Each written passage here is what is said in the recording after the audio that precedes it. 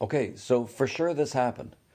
Christie Freeland posed for a photograph standing behind a, what color was it? Black and red banner. The black stands for soil, the red stands for blood. It's the most nationalistic, blood and soil. It's the most nationalistic sentiment that you can express. And she stood behind that, and that banner was, I think it was created by Ukrainian Nazis. And it's been associated with the Nazi Party ever since then. There's a lot of Nazis in Ukraine. A lot of Nazis in Ukraine killing Russians. They were killing Russians long before Russia ever invaded Ukraine. Anyway, so yeah, she posed for that photograph with members of the Ukrainian community in Canada, which I'm sure are not Nazis, okay? But she did pose for that photograph and post it herself. She posted it herself.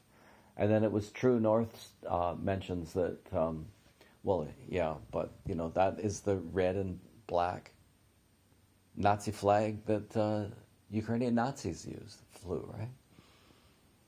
Less and less associated with them probably over the years, but more and more associated with them probably recently. And she stood behind it, and she posted it herself.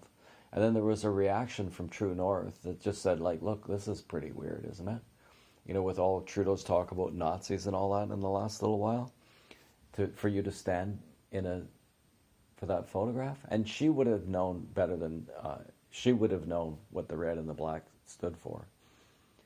And they said, oh no, that's fits a pattern. She said, this fits a pattern of Russian disinformation, for people to be looking into that. Really? Really? Okay. Yeah.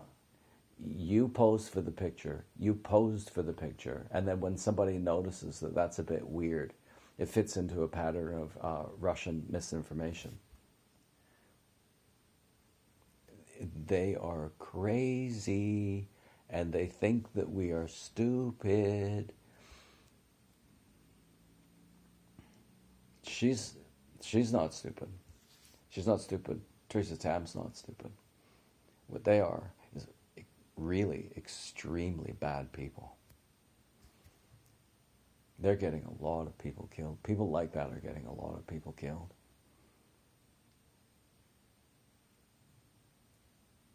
It's incredible. There would be no war in Ukraine if Donald Trump were still president of the United States. It's absolutely certain. Okay, so there was actually one other thing.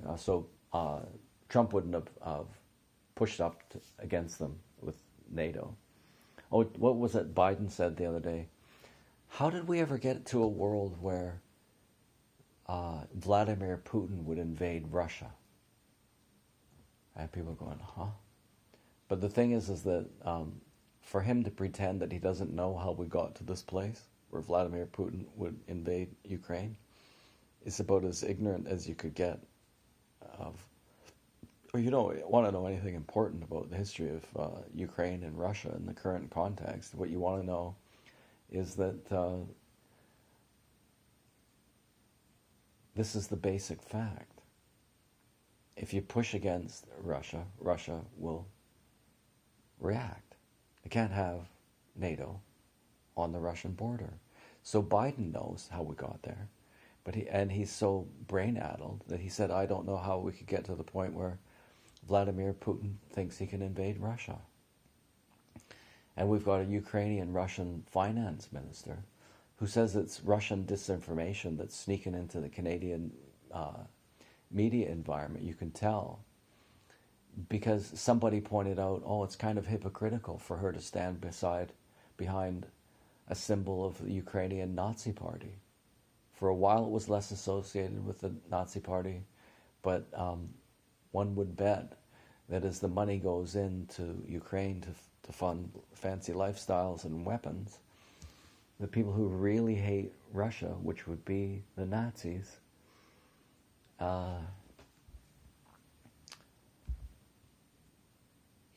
we're becoming a little more explicitly Nazi. probably identifying more closely with their original symbols.